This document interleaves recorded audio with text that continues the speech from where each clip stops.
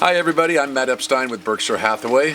I'm here with Mike Shaw from Certified Pool Inspectors and Certified Swimming Pools. Certified Swimming Pools. He does pool inspections. He's been doing pool inspections for a long time for my clients, and he's been a swimming pool contractor for 40-something years now? Well, I've been in the industry for 43 years. I was a licensed contractor since 1978. Okay. I started inspecting pools 27 years ago. 27 years ago. Okay, Yeah. Terrific. And tell folks basically, I mean, it sounds like a dumb question, but what is a pool? I mean, I know people know a pool is jumping in and cooling down and having fun. But technically, what is a pool? Without being too technical. Okay, I won't get too technical. Okay. All right. A swimming pool is basically a retaining wall. It's made out of steel and cement.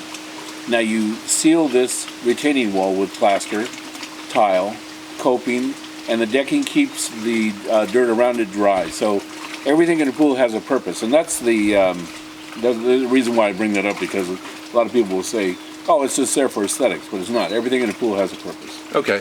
So why would a Joe average home buyer hire a pool inspector? If you look at a pool and it's got water in it, it's not green, why should they hire you? You know, there's 283 different aspects of a pool. That there's more going on in a pool, in my opinion, than there is a house. You don't have chemistry in a house. I think there's 284 things. Really? Is that what it is? Good. But there's a lot going on with the pool. Okay. Filtration, plumbing, heating, gas lines, safety, which we'll go through. Okay. And so when they hire you, like last inspection I saw you on was last week.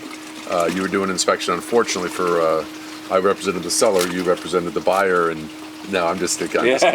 But you were walking around. I don't know what you were doing, because you were walking around with a golf club. What was that all about? Your golf? I was just trying to see if the pool was at the par. So, at any rate, when you go around with the golf club, you can tap the tile, and you can tap the coping, you can tap the deck, and you can tell whether or not a tile underneath or if the tile is going to fall off. Got it. Okay. Yeah. All right, and so you're looking at the basic the operations of the pool. You're looking at the mechanics of the pool, and you're looking at the structural integrity of the pool, basically. Yes. Okay. Yeah, quite a bit of things. You take a look at first you look at the filtration of the pool, the heating system, the automatic controls, plumbing, gas line. Take a look at the plaster, tile, coping, decking, see if the drainage is good. That sort of thing. Okay, and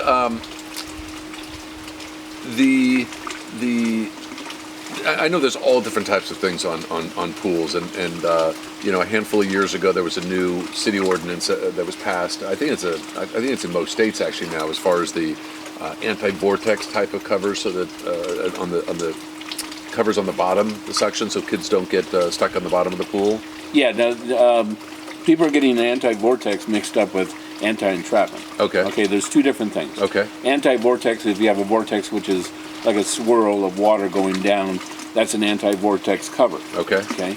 Anti-entrapment is to separate the two out to where if one would get onto, if a child was to get onto one cover, it won't hold them down, it would draw from the other side. Got it. Okay, so that's why you're seeing in the new pools, they have two holes. What are those things called? The anti-vortex. Okay. Yeah. So there's two then down at the bottom of pools Right. and spas now. Okay, that's interesting. Okay, cool.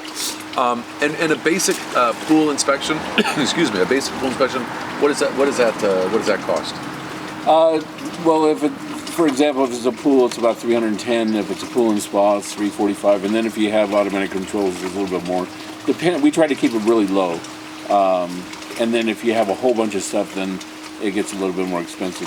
Somewhere right in the $400 range. Okay, I mean that's money well spent though when you're buying. Absolutely, okay. Absolutely, and you get to know exactly what's happening with the pool and what it is that you're buying. Okay, and would you recommend? I mean, I'm kind of a dumb question, I guess, but a new construction home that passed all the city permits, would you recommend to a buyer still get a pool inspection? Sometimes the worst, okay? That's why I said it was a dumb question. I've gone into pools where they just passed a month ago and found $25,000 worth of stuff that they didn't do correctly. Right. You have there's a lot of ignorance out there on how to build a pool. Somebody can get a license, doesn't mean they know how to build a pool. Right. I really didn't start learning how to build a pool until I later on started inspecting pools, and I found out what was being done wrong. So you get to see what's being done incorrectly, and you don't do that on your pool. But most guys don't go back and check their work. Most guys don't even read the manual on how to install the equipment. So Yeah. And most of the guys that just because it passed the city code doesn't necessarily, or the city inspection doesn't necessarily mean that it's done the right way. correct. What happens with the city inspection is that a pool is different than a house. City inspectors concentrate on knowing what houses are about, but they don't know a lot about swimming pools. So they look at some basic things such as bonding, see if there's a GFI, and then they just let it go. But there's a lot of. I've seen some heaters that were right next to a window, and it's supposed to be 8 feet away, and the exhaust can go right up into the window. And what are some common problems that you find with pool inspections? Well, for example, if you have a retaining wall, which is the pool, and is built on two different types of soil, say a sand and heavier soil, and after a while, there's a deco seal that goes around the perimeter between the deck and the coping, and that sealant deteriorates and water gets in there. And if you've ever seen water on sand, how it just settles down really fast, the deep end will go down, and next thing you know, you get a crack right where the break is on the pool because they didn't build it correctly. I see that a lot. But the main thing that I see is bonding. People don't understand what bonding is. That's completely different than what grounding is. Grounding, if there's a short, the ground wire sends electricity back to the main panel, shuts off the breaker. With bonding, what you're doing is you're trying to bond all the metal together with all the electrical in the pool, because electricity wants to go into the ground, and it will deteriorate your metal in your pool, your handrails, your lights. It will try to jump over those metals and take some of the metal with it if it's not bonded together. So you tie all of this together, and then you don't get the electrolysis and deterioration.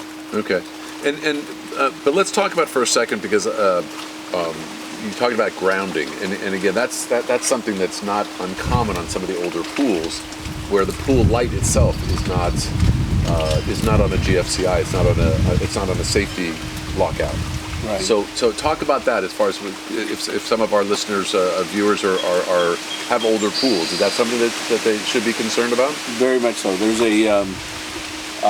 your light is completely sealed. There's a light bulb in there. It's completely sealed, no water in it. It has a cord that comes up to a junction box and is connected into your regular electricity. At that junction box, when it's even with a deck, water gets into it, and it kills about 65 people a year. It's not a good thing. So you have to, if you have a junction box on the deck, get it fixed to where it's moved into a different location where the junction box is 8 inches above the water line, and review your light. Okay. And if it's done properly, it has a GFCI, right? Correct. And if it's done properly, is it possible that GFCIs after a certain amount of period will stop functioning? I mean, should they be checked from time to time? Or if the GFCI is not working right, the light won't go on, and so there won't be electricity fed to it? Correct. Okay. It's a ground fault circuit interrupter, which is it checks your ground for GFI. Now, you have to have a plug over at your equipment area, so that's usually the GFI plug that's connected to your light. Now, what happens is people will hook in the sprinkler system, and somebody else will hook in some other kind of item into that plug, which it shouldn't be used, and then it deteriorates the plug, and next thing you know, it doesn't work. Okay. It shouldn't be used for anything else but occasionally to help out at the equipment area, but not for over long-term use such as sprinklers. And it should be checked about once a week to trip it. Okay. And how do you maintain a healthy pool? I mean, what are some of the secrets, or the do's and don'ts? Here's the thing about a pool, is that a pool is actually the strongest thing that you'll build in your backyard, or in your house. It's stronger than your house. It's all cement and steel. Now, what happens is people tend not to do anything because there's really very little maintenance that they do with it. But you do need to have some kind of maintenance with it. I would test your heater once a month, because otherwise the areas will, the valves on it will seal up. Test your GFI. Make sure that there's no leaks at your equipment areas to burn up your pump. Otherwise, it gets expensive to fix your pump. Make sure that the pressure on your filter is not so high that you maybe deteriorate your filters. If the pressure is high, then it's got too much dirt. Clean it out. Make sure there's not too many leaves in your pool. The other thing is that just to kill the bacteria in your pool, you need your chlorine, and then to suspend the molecules of the chlorine, you need pH. But that's just 2 items out of 12 that you need. There's copper in your pool, there's total dissolved solids, there's minerals because we get water from over there in, Nevada, and it travels through the channels. These are all things that you need to take out. If you take a look at a glass of water and you stir in some sugar, it dissolves, right? You keep putting sugar in, and it won't dissolve. It gets saturated. Well, you keep putting in chemicals that have calcium in it, water that has calcium in it, and minerals. If you don't sequester these things back out, they stick to the side and get the side very rough. So you should check these things also. It's really important. And a good pool guy will do that. Yes. Why you say that with hesitation? About 5 years ago, we started having problems with pool guys, right? And new plaster, 8 months later, they said it was all bad plaster, and it was all starting to deteriorate. We cleaned it up for them. We showed them what was going on. So we started going to classes to figure out what was happening. We had 150 people in this one class on how to do chemical balancing.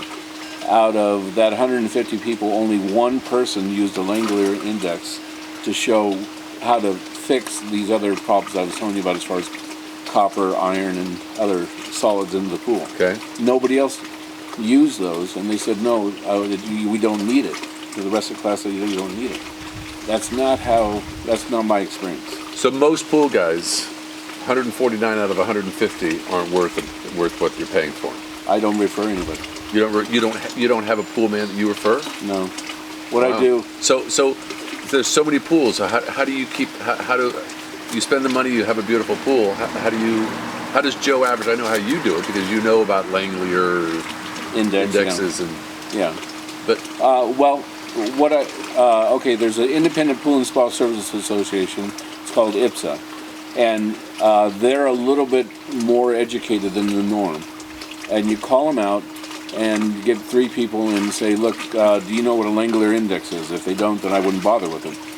If they do know what a Langelier index is, I have a sheet that will show you 12 different things you're supposed to check.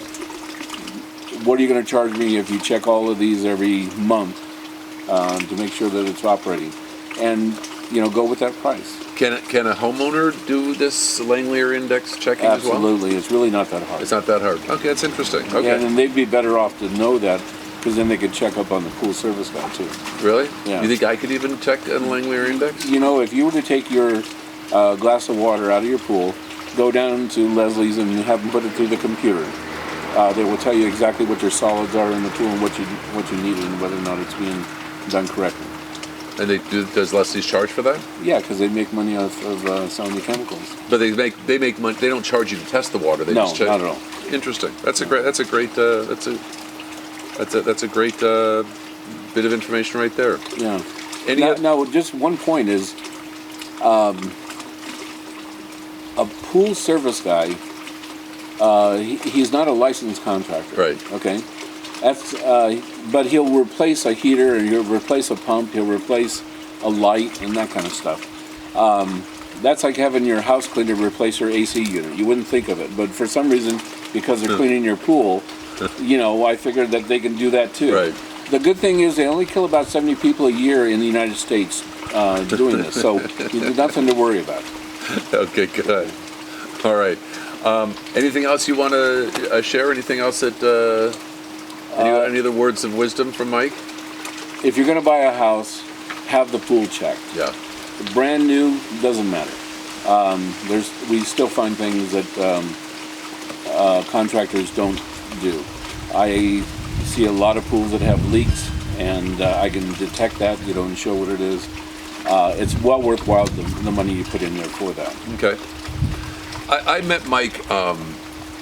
I'd known Mike for probably 10 or 15 years, and I would see him on inspections when I would handle.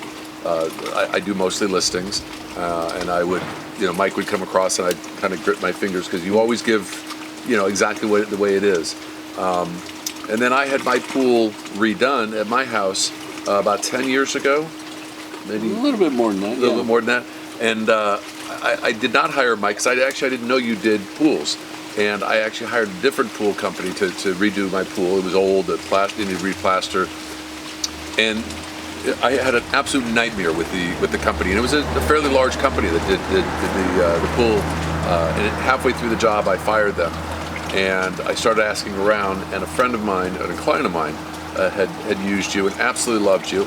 And I didn't know that you did the pool. So I hired you to pick up my mess and finish my job. And you've done work for my clients, buyers, and other clients as far as building, and with complete satisfaction. So Mike is my main referral on pool inspections. And that's it for us. I'm Matt Epstein with Berkshire Hathaway. I thank you for joining us again. If you have any questions for me, I can be reached at 818-789-7408. Or you can reach me on my email at SOMAT, that's S-O like Sherman Oaks Matt, at AOL.com. And how do they get a hold of you, Mike? We're in Burbank, and my phone number is 818-843-7665. And my email address is SWCERT, that's Southwest Certified, at AOL.com. So SWCERT at AOL.com. We'll be able to get it. We're both oldies with AOL. I love it. Yeah. Thank you, Mike. Yeah, thanks for having me. All right.